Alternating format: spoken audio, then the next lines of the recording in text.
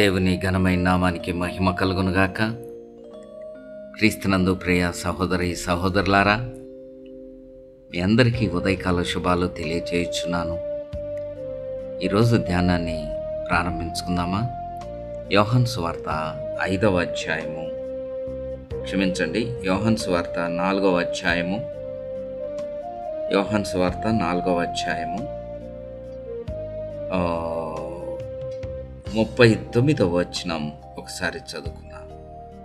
నేను చేసినవన్నీ నాతో చెప్పినని సాక్ష్యం ఇచ్చిన స్త్రీ యొక్క మాటను బట్టి ఆ ఊరిలోని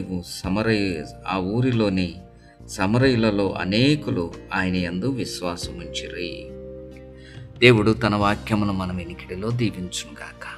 ప్రియ సహోదరి సహోదరుడా, దేవుడు మనల్ని ఏర్పరచుకున్నది దేని కొరకు తెలుసా? దేవుడు మనల్ని పేరు పెట్టి పిలిచినది దేని కొరకు తెలుసా? లోకములో మనకంటే గనులు, మనకంటే గొప్పవారు, మనకంటే జ్ఞానవంతులు, మనకంటే అన్ని యోగ్యత గలవారిని విడిచిపెట్టి దేవుడు నిన్ను పేరు పెట్టి పిలిచాడు.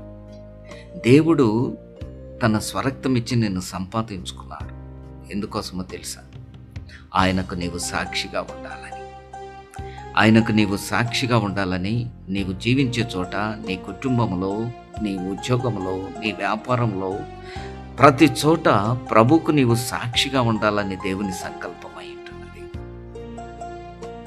ఆయనకు సాక్షిగా ఉండాలని దేవుని చిత్తమై ఉంటున్నది. కనుకనే ఆయన మన మీద భారం పెట్టాడు. మీరే నాకు సాక్షులు అన్నారు. ప్రభువుకు సాక్షులం మనం. మన జీవితమే ఒక సాక్ష్యం. అందుకనే ఆంధ్ర క్రైస్తవ కీర్తనలో మనం పాడుతూ ఉంటాం, సాక్ష్యం ఇచ్చేదా మన స్వామి యేసు దేవుడు అంచు సాక్ష్యం ఇచ్చేదా అన్న పాట మనం అనేక మార్లు పాడుతూ ఉంటాం. మరి ఎంతమందికి మనం సాక్ష్యం ఇస్తూ ఉన్నాం? రక్షణను చవి చూచావు, రక్షణను కన్నులరా చూచావు, రక్షణను చవి చూచి రక్షింపబడిన నీ జీవితంలో ఇంకా అనేక మంది, నీ పొరుగువారు, నీ కుటుంబీకులు, నీవు పనిచేస్తున్న చోట అనేక మంది రక్షణలోకి రాని వారు అనేక మంది ఉన్నారు. వారికి ఏనాడైనా ప్రభు యొక్క మాటని తెలియచేసావా? క్రీస్తును పరిచయం చేసావా? వారికి లేదు. ఎందుకో తెలుసా? భయం. సాక్ష్యాన్ని దేవుడు నిన్ను సాక్షిగా పెడితే నీవు సాక్షిగా ఉండలేకపోతున్నావు. పిరికితనం, భయం నీ జీవితంలో ఆవరించింది. ప్రియ దేవుని బిడ్డ, చదవబడిన లేఖన భాగాలు యోహాను సువార్త 4వ అధ్యాయం 38వ వచనంలో ఒక స్త్రీ, పాపాత్మురాలైన స్త్రీ, 39వ వచనంలో పాపాత్మురాలైన స్త్రీ ఆమె సాక్ష్యమిస్తుంది ఊరిలో. ఆమె సాక్ష్యమిస్తుంది ఊరిలో. తన జీవితాన్ని రక్షించిన ప్రభువుని గురించి సాక్ష్యమిస్తుంది. తను చేసినవన్నీ, నేను చేసినవన్నీ నాతో చెప్పిన మహోన్నతుడైన ప్రభువుని గురించి సాక్ష్యమిస్తుంది. తన పాపమును పరిహరించిన క్రీస్తుని గురించి సాక్ష్యమిస్తుంది. ఒకప్పుడు సమాజం ఆమెను వెలివేసింది.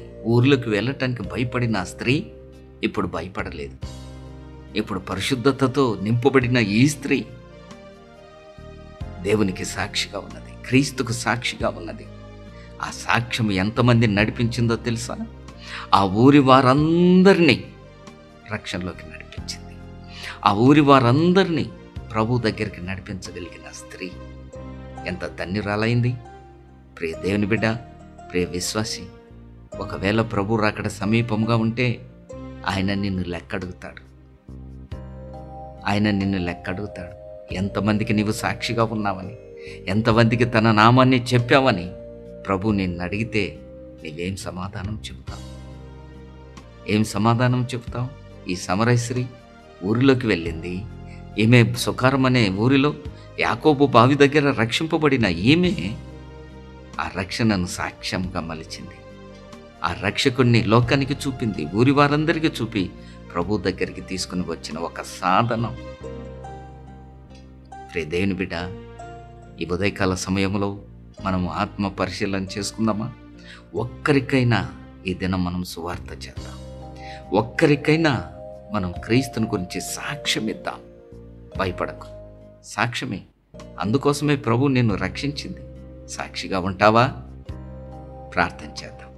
పరిశుద్ధ మహోన్నతుడవైన దేవా, మీ పరిశుద్ధ నామానికి మహోన్నతమైన నామానికి కృతజ్ఞతాస్తుతులు చెల్లిస్తున్నాను.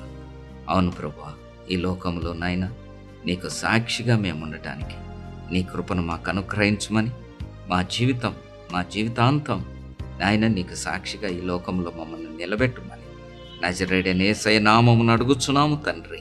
ఆమేన్, ఆమేన్. God bless you. ప్రభు నిన్ను దీవించును గాక.